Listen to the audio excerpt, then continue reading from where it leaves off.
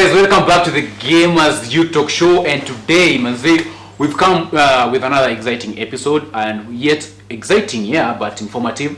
And today we're talking about mental health. This is part 3. To those of us, to the fans outside there who've been following up with us, this is a part 3 of mental health. Being that this is March, it's a month for mental health awareness. And today with me, I've got, hey, Leo. We've got a panelist with us today. Tukona Daphne, who is also a survivor, mental health survivor, and ako hapa vile kutusaidia ku break down like what do you understand by mental health. So Daphne, yes. Karibu sana. Asante. Yeah, so let's start by brushing up like through the entire thing. Like being that you're a mental survivor, like how did it start? Like ilikuwaje, like your journey through the entire process. Yeah. So ilianza when I was young. My parents kulikuwa na domestic violence in our home, and yeah, so tulikuwa tunaishi Voi, and my mama alikuwa anakuja Nairobi like wakipigana na baki peke yangu na bangu, so it kind of affected me because after walipoachana nimezoea kukaa na bangu. It's a big shift, and then unaenda shuleni unaona watu na wazazi wao, unaona like two parents, and umezoea hivyo, yeah, ina affect.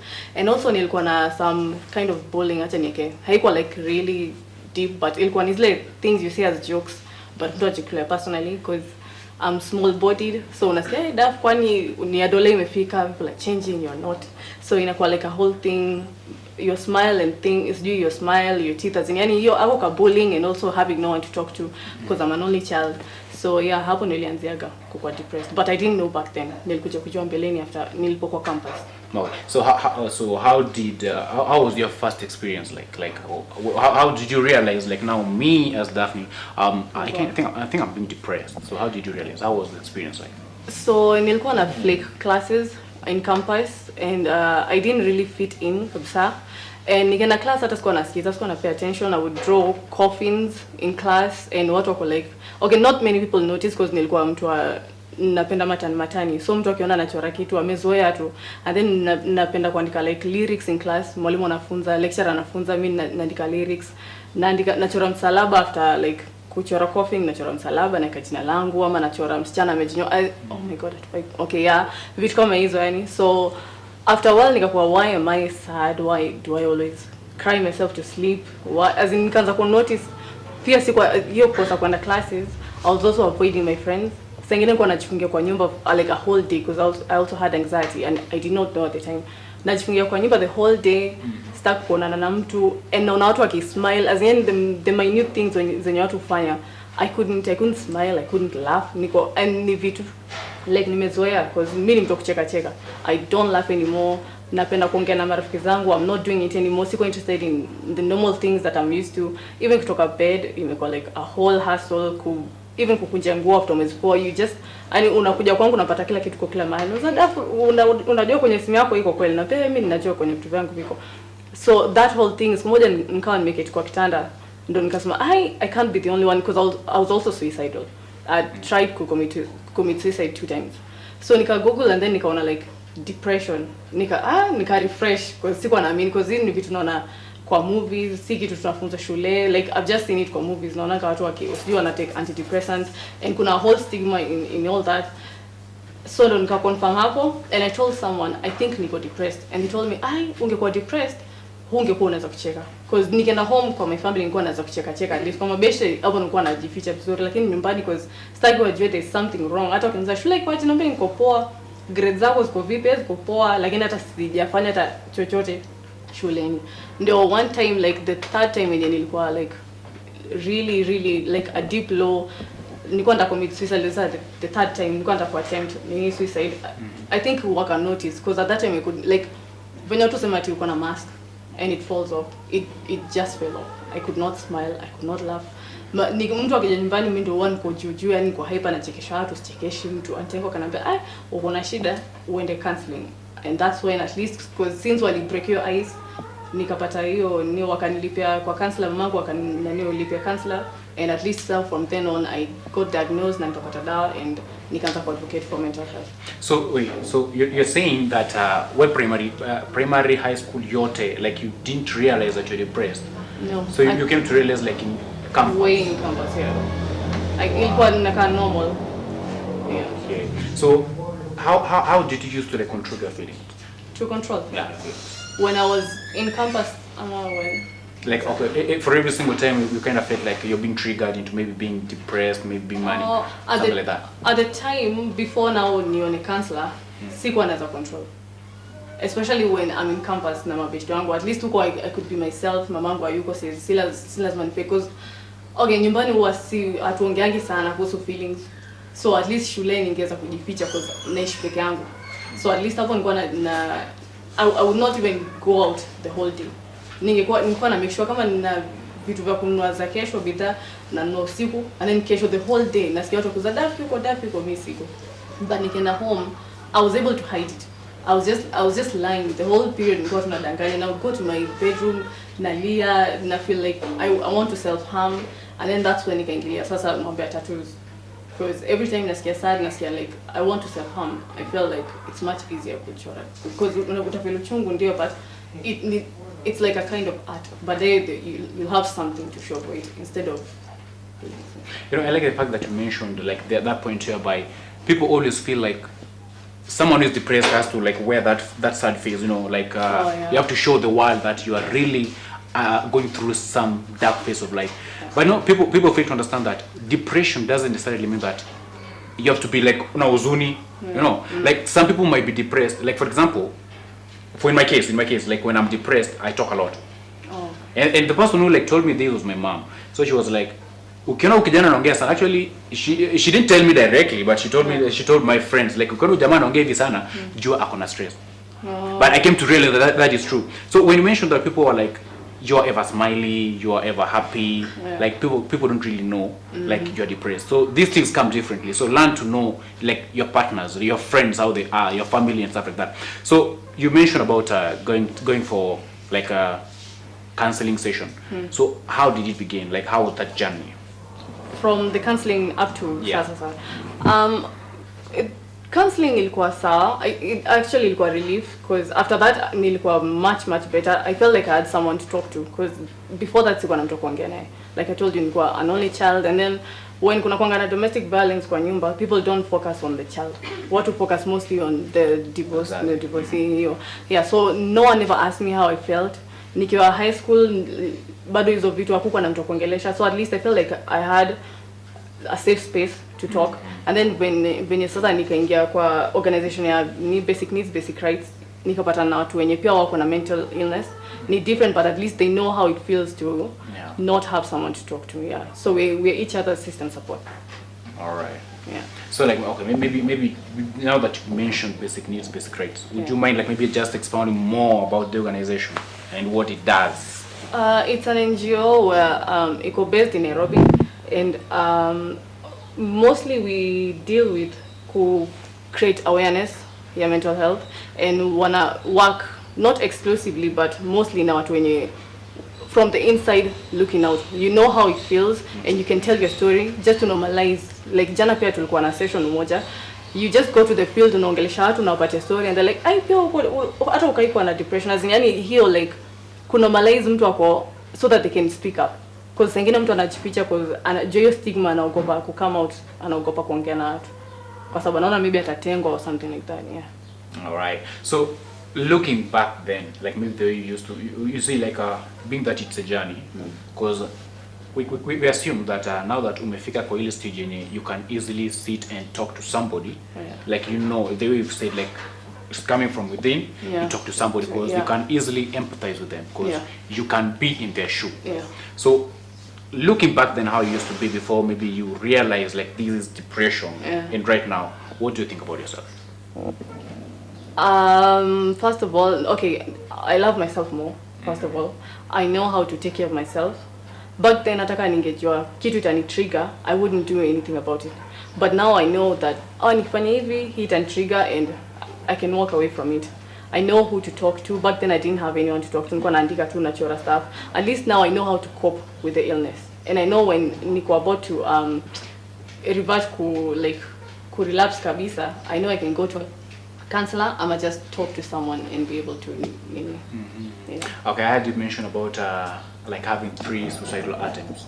Like two. The two. third one though, niliona, like I didn't go through with it. Yeah. Hapo ndo nienda kwa counselor. Okay, now these two, like what exactly triggered you into just thinking that is the end of it? I feel like nilikuwa really low. Hakukuwa na one particular thing. Okay, just some major shift will happen kwa campus, but that's like from then on ilikuwa downhill. But hakukuwa ati one day niliamka and then something happened and I was like, that's it, I can't take anymore. The second one mostly nakumbuka I wanted help. I really needed help. And at the time hakukuanga na hizi toll-free numbers. Sikuwezi kuwa kuna toll-free numbers. Hakukuwa. But there was sikumbuki jina ya organization walikuwa wamesema you can call number ya Safaricom. You can get help. So when I called it, they were like, I'm busy, I'm in a meeting. So nilikuwa, what's the point? There's no one who cares. And that's when I decided to do it. And Okay. That's so painful. So we all, we always say that depression is like a beast, and I had you mention something to do with self-harm. And there are people outside there who they're depressed, yes, but they don't know. You see, you are able to overcome. That's why I started by saying that today, like Osho took on a mental like health survivor. There's a difference between being a victim and being a survivor. Yeah. But now there's someone outside there who feels like Mimi. For every single time I'm pushed to the wall, or whenever life pushes me between a hard surface and the rock, the only thing they think about is maybe say self-harm. Yeah. So what can you tell them? I can tell them that there is help, then they can actually get help. And if you're talking about it, it makes it all better. Sharing the problem, and you will not be judged. It's something normal. 1 in 4 people wanapatanga mental illness. So it's really normal. It's just like kuna stigma, and we're trying so hard to fight your stigma by making people to come out and talk about their illness and their experience. Talk about one out of 4 people, like they experience mental illness. Yeah. So how would someone know that I'm actually disturbed?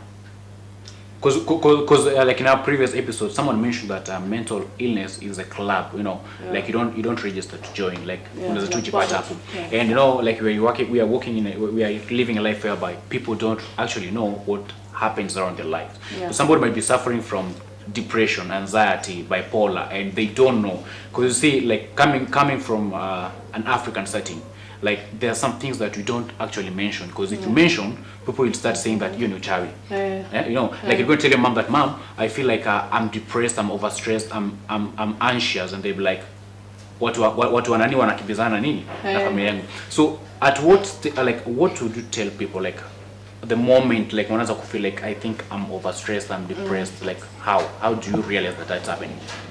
I think the moment umeacha kuwa interested in the things you usually do, like for you maybe hii kazi, the one day utamka and you're not into it. Fine, yes, kuna zile normal stress, but then you feel like constantly you're not into the things and you kufurahisha, you don't want to go to work, and you just want to maybe isolate yourself. You'll just know something is definitely wrong. Even in your friend, ukiona best yako maybe kuna kitu, maybe anapenda kuimba, siku hizi yuko into all that, you'll be like, kwani WhatsApp siku hizi upendagi kufanya hivyo. You'll just lose interest in the normal things that you might well find. Yeah. Okay. So like is it like nile like someone comes and says that, okay, Mimi, I don't feel like singing anymore because I've got so many things that I'm doing currently, and I want to like just take off music from my plate.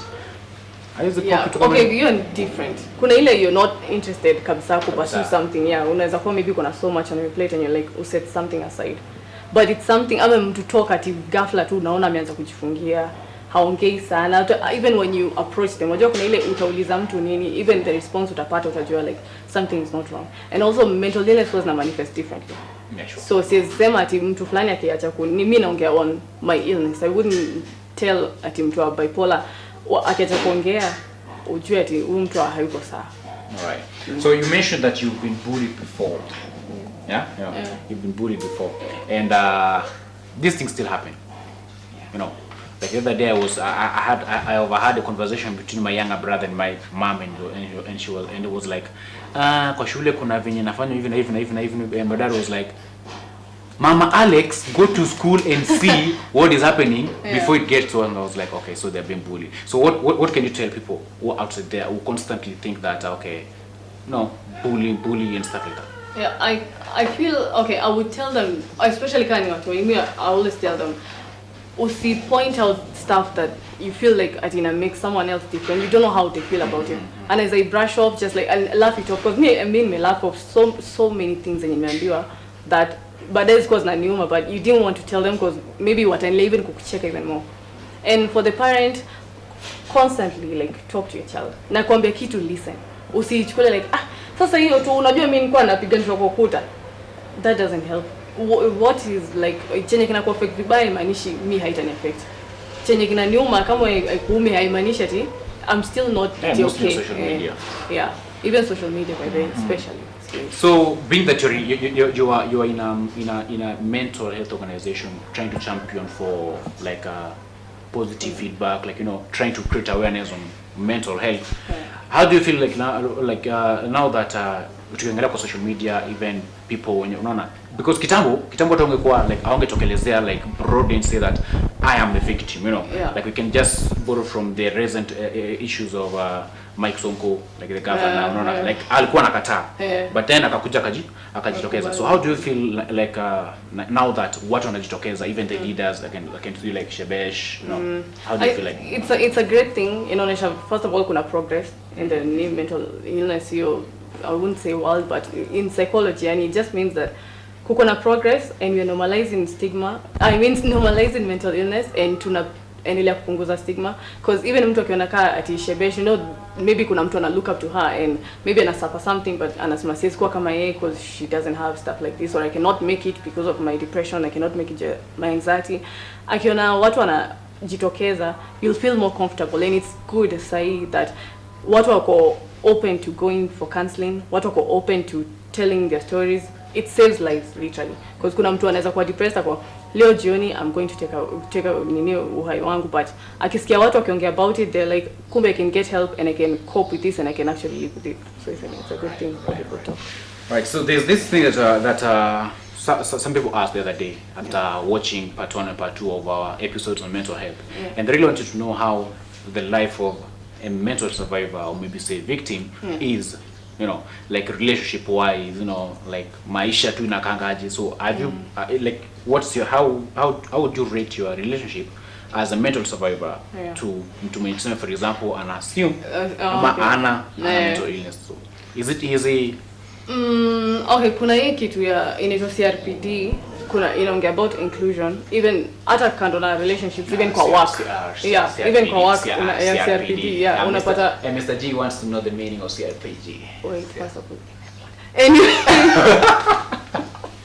Anyway, it basically talks about inclusion and how ufai could treat someone as an outsider. Ati unazaenda like kuna jobs zingine huwezi haiwa because you have a mental illness, you have a psychosocial disability.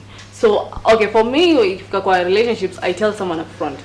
Okay, not maybe from the first date, but maybe it's the second date, unaweza mwambia, by the way, I have this and this and that. If it's something they can deal with, fine.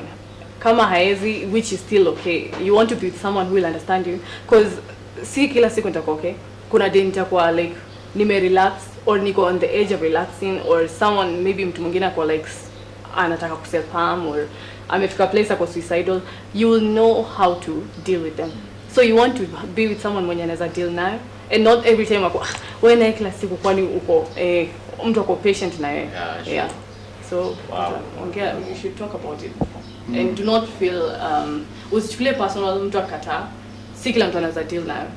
And it's not that it cannot happen to them, it can also happen to them, but it's just that be with people who want to be with you venye uko, and do not lie about your knee, because on the long run utapata mtu ata feel betrayed, and maybe hajui ku deal na vitu kama hizo, mahana patience, and inaweza end vibaya.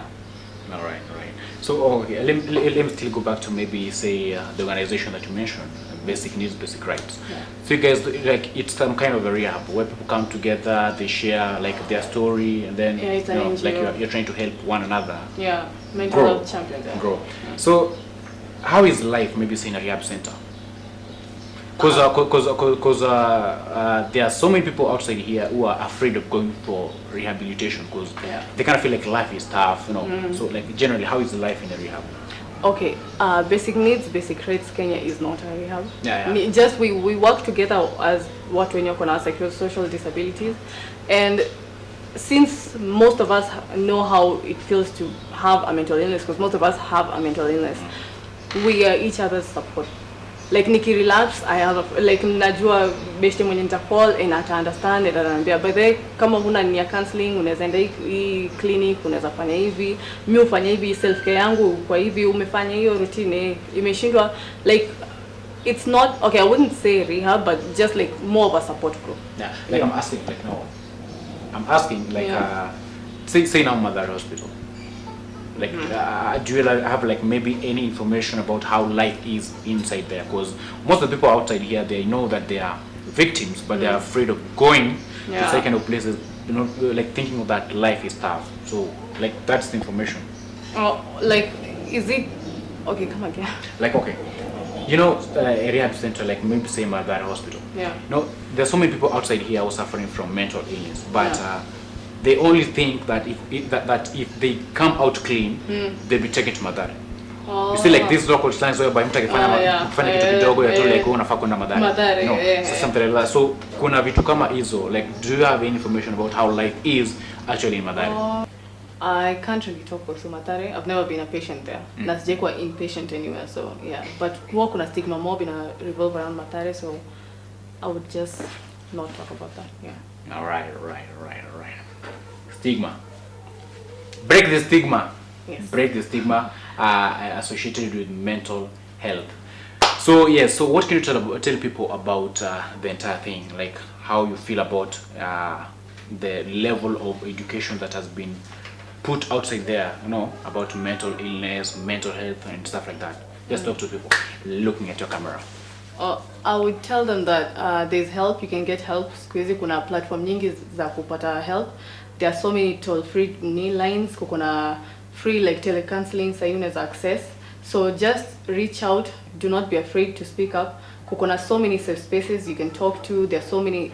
If you're afraid of being judged by maybe your friends or someone, hauna a safe space to talk to, like nyumbani, you can always get a professional who can do that for you, and it will be okay. It all gets better with time. All right, and that's place where you can find these people any single time. Bali, basic needs, basic rights, Kenya is there for you. So yeah, so guys, we've come to the end of this show, but before to wind up, I will just refer to this phrase that every single time I hear about mental illness, we talk about it not being a club, you know, like hizi vitu zinafanyikanga.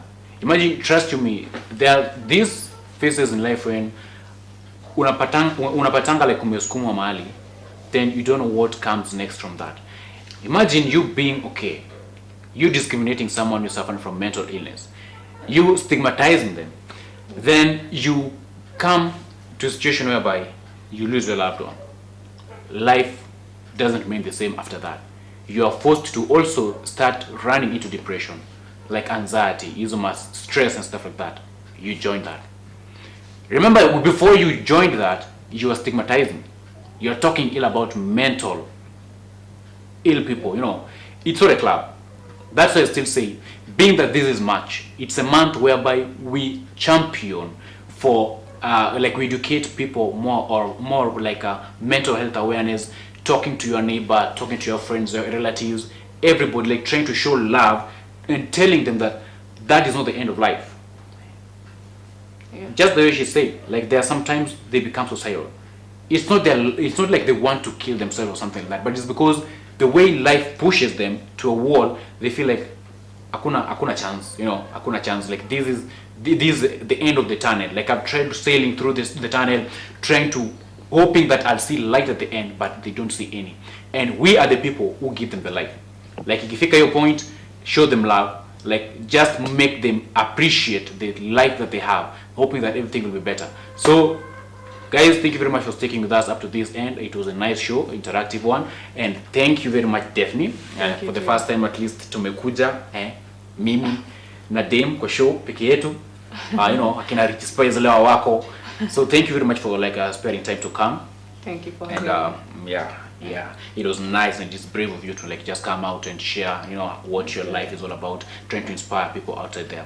So guys, You can follow Basic Needs, Basic Right. You can as well by the say your Twitter handles because people might want to interact Basic with you. Needs, Basic Rights Kenya. I think in all social media accounts, yeah. And also Let's Talk Mental Health Kenya in all social media accounts. Mtakiwa tu kufuata peke yako. Ama nyinyi ndio Tunaenda si wote pamoja. Ama nyinyi ndio mnaambianga watu like if you want to follow me, this is how I look like. You know. No. Yeah, so guys, it's Basic Needs, Basic Right. It is a Kenyan organization NGO that deals with mental health. If you really need help, contact them through their social media handles. And don't go far. This is Gamers Entertainment Corporation, and this is Gamers Youth Talk Show. So subscribe, share, watch, like manze on all social media platforms from YouTube, Facebook, Instagram, Twitter, Gamers Entertainment Corporation. So guys, thank you very much for staying with us. See you again.